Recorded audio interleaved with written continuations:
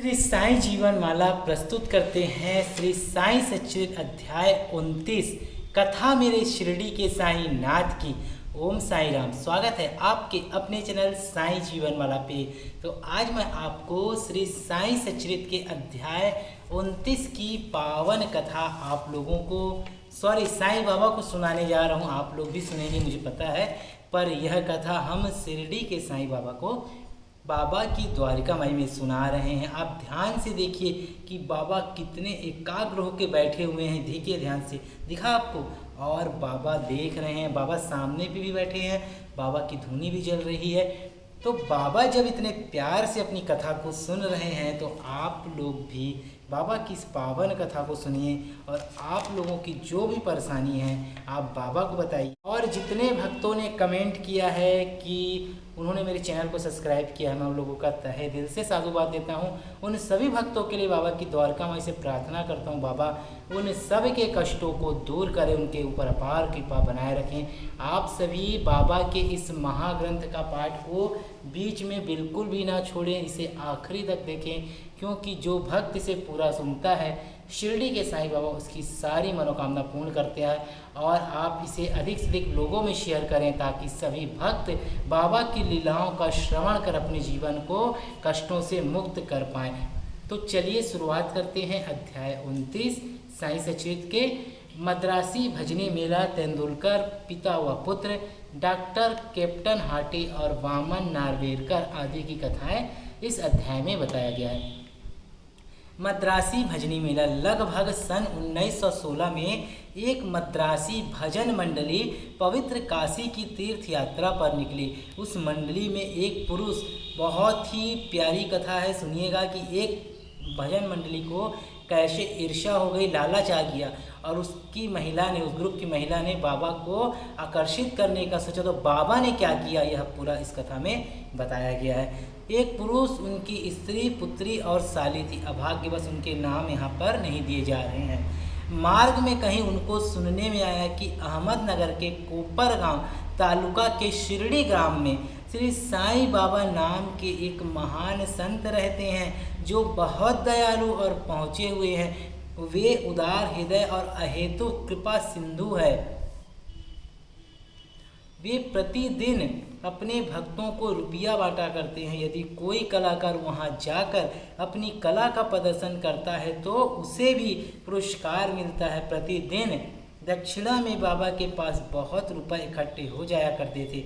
इन रुपयों में से वे नित्य 1 रुपया भक्त कोंडा जी की 3 वर्षीय कन्या अमनी को, किसी को 2 रुपये से 5 रुपये तक, 6 रुपये अमनी की माँ जमली को और 10 से 20 रुपये तक वो कभी कभी 50 रुपये भी अपनी इच्छा अनुसार अन्य भक्तों को दिया करते थे। यह सुनकर मंडली शिरडी आकर रुकी। मंडली बहुत सुंदर भजन और गायन किया करती थी, परंतु भीतरी ध्येय तो उनका द्रव्योपार्जना ही था। मंडली में 3 व्यक्ति तो बड़े ही लालची थे। केवल प्रधान स्त्री का ही स्वभाव इन लोगों से सर्वथा भिन्न था।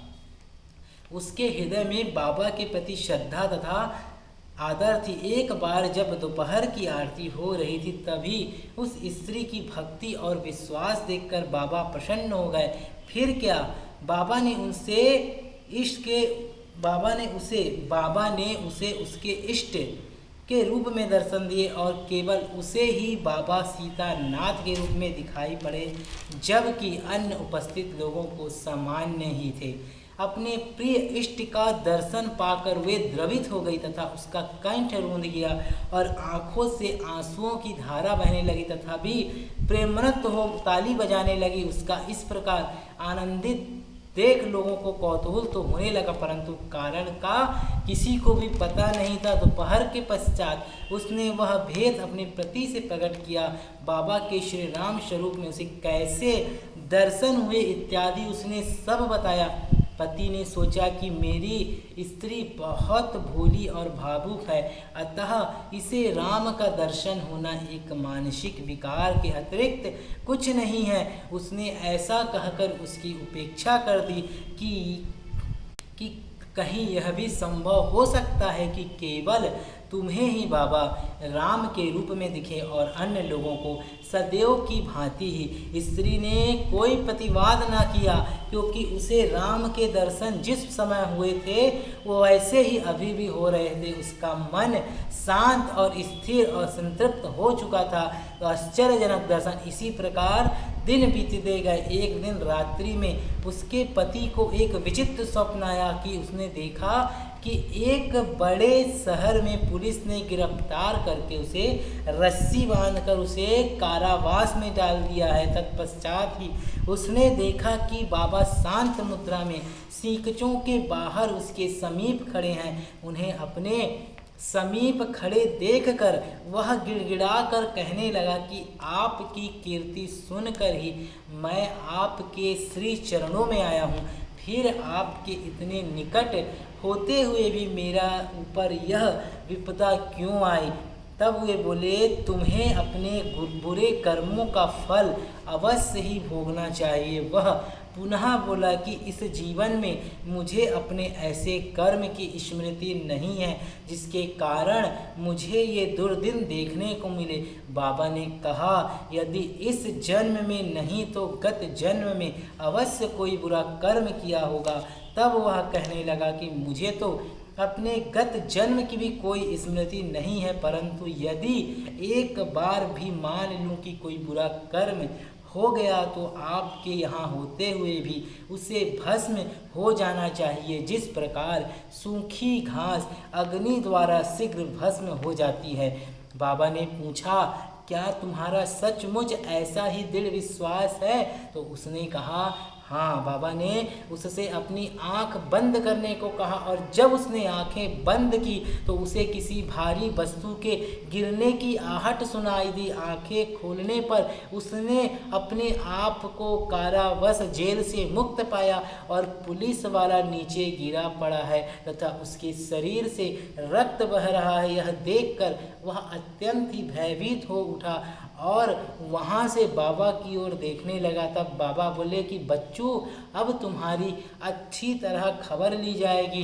पुलिस अधिकारी अभी आएंगे और तुम्हें गिरफ्तार कर लेंगे। तब वह गिड़गिड़ा कर कहने लगा कि आपके अतिरिक्त मेरी रक्षा और कौन कर सकता है? मुझे तो एकमात्र आपका ही सहारा है। भगवान, मुझे किसी प्रकार बचा लीजिए। तब बाबा ने फिर उससे आंखें बंद करने को कहा।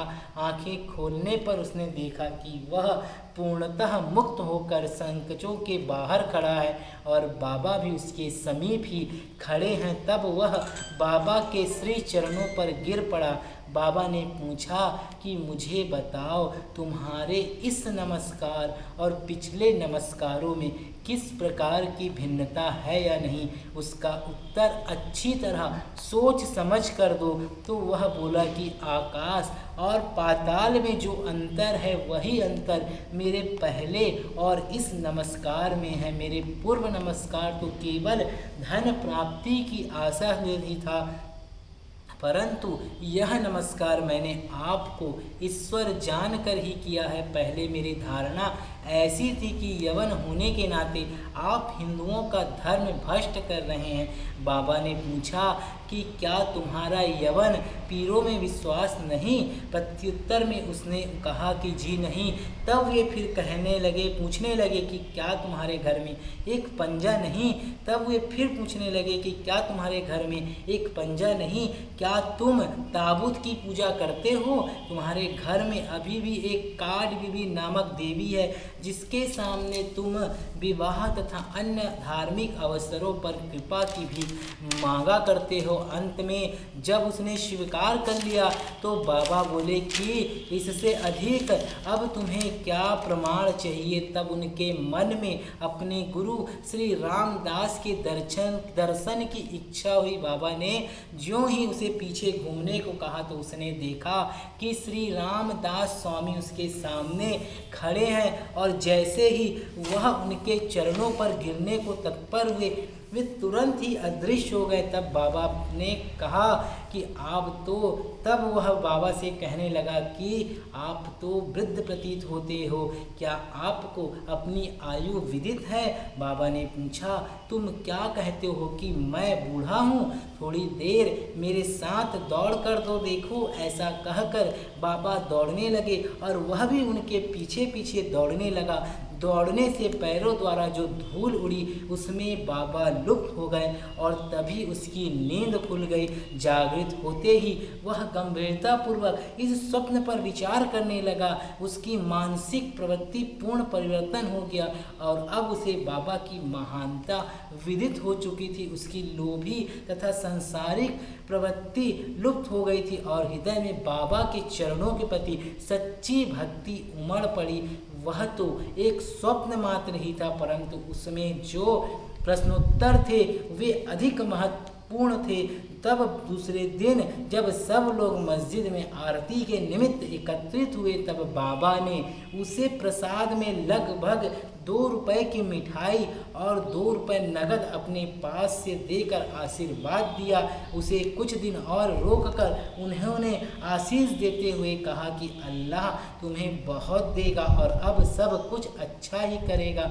बाबा से उसे अधिक द्रव्य की प्राप्ति तो न हुई, परंतु उनकी कृपा उसे अवश्य प्राप्त हो गई, जिससे उसका बहुत ही कल्याण हुआ और मार्ग में उनको यथेष्ट द्रव्य प्राप्त हुआ और उनकी यात्रा सफल रही। उन्हें यात्रा में कोई कष्ट या असुविधा ना हुई और वे अपने घर सकुशल पहुंच गए। उन्हें बाबा के श्री वचनों तथा आशीर्वाद और उनकी कृपा से प्राप्त उस आनंद की सदैव स्मृति बनी रही। इस कथा से विदित होता है कि बाबा किस प्रकार अपने भक्तों के समीप आकर उन्हें श्रेयस्कर मार्ग पर ले जाते थे और आज भी ले जाते हैं। तो आपने देखा कि कैसे बाबा ने एक मंडली जो बाबा से